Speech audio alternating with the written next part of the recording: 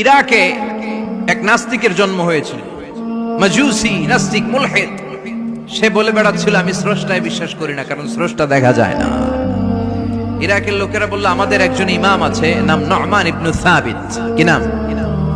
Numan ইবনে সাবিত, যাকে আমরা ইমাম আল আযম আবু হানিফা বলে চিনি। সবাই বলল তুমি যে স্রষ্টারে খুঁজে পাও না, আমাদের ইমাম তোমারে স্রষ্টা দেখায় দিবে। সুবহানাল্লাহ পড়েন। সে বলল ঠিক আছে, তাহলে তোমাদের ইমামরা আসতে বলো। কবে? সামনের জুমাবারে ঠিক ভর দুপুরে, দুপুর 2টার দিকে জুমার নামাজের পরে আমিও আসবো, তোমার ইমামও আসবে, ডিবেট হবে। দেখি আমি স্রষ্টার বিপক্ষে আর তোমাদের ইমাম স্রষ্টার পক্ষে, দেখি কে জিতে যায়। এই ডিবেট দেখার জন্য হাজার হাজার মানুষ এসেছে ইরাকের কুফা নগরীতে, হাজার হাজার মানুষ এসেছে। ওই নাস্তিকও এসেছে যে আল্লাহকে বিশ্বাস করে না, স্রষ্টাকে বিশ্বাস করে না। সবাই এসেছে, আসে নাই শুধু ইমাম আবু হানিফা। নাস্তিক কয় তগো ইমাম ডরাইছে। কি বলে? তোদের ইমাম ভয় পেয়েছে। উনি এসেছেন 1.5-2 ঘন্টা দেরি করে। 1.5 ঘন্টা দেরি করে যখন উনি আসলেন, নাস্তিক বলে আপনার সাথে কোনো কথা নাই, আপনার তো সময়ের জ্ঞানই নাই, আপনার সাথে কিসের আলাপ? ইমাম আবু হানিফা বললেন ইনদি উযর, আমার ওজর আছে। কি ওজর? তিনি বললেন আমি যখন ঘর থেকে বেরোই আমার বাড়ির সামনে বিশাল এক নদী পড়ে যায়, আর এই নদী পেরোতে আমার নৌকা ব্যবহার করতে হয়। আজকে এসে দেখি নৌকাও নাই, মাঝিও নাই, কিছু নাই।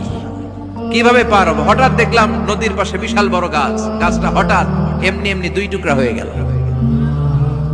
গাছ থেকে বিশাল কাঠের তক্তা বের হয়ে গেল। তক্তাগুলো অটোমেটিক্যালি জোড়া লেগে নৌকা হয়ে গেল। এই নৌকা মাঝি ছাড়া সা করে আমার সামনে চলে এলো। আমি নৌকায় বিসমিল্লাহ বলে বসে পড়লাম। হঠাৎ নৌকা আমারে টান দিয়ে ওপারে নিয়ে এলো। তারপর আমি আপনার এই ময়দানে ছুটে এসেছি। এই যে গাছ কাটা, তক্তা হওয়া, নৌকা হওয়া, মাঝি ছাড়া চলা, এই প্রসেসিং হতে আমার 2 ঘন্টা সময় লেগেছে। I am extremely sorry for that. আনা আসিফ জিদ্দান, আমি দুঃখিত। নাস্তিক নেতা বলে তোকে ইমাম গাঞ্জা খাইছে। কি খাইছে? তোদের ইমাম মাজনুন জুন্না আলাই, মাথার তার সিরা নিয়ে যা। ইমাম আবু হানিফা বললেন ময়দানে আমারে গালি দিলেন কেন?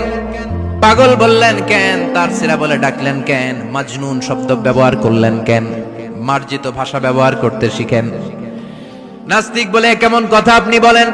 শিক্ষিত মানুষ, দার্শনিক মানুষ, জ্ঞানী মানুষ, ইমাম মানুষ, কোন মানুষ ছাড়া, করাত ছাড়া বিশাল বড় বড় গাছ কাটা যায় নাকি? মিস্ত্রি ছাড়া তক্তা বানানো যায় নাকি? মিস্ত্রি ছাড়া তক্তা জোড়া লাগে এমনি এমনি নৌকা হয় নাকি? মাঝি ছাড়া পানিতে নৌকা চলে নাকি? ইমাম আবু হানিফা বললেন now you are on the right track. এই তো লাইনে আসছেন, আপনি এই লাইনে আনার জন্য তো এত গল্প।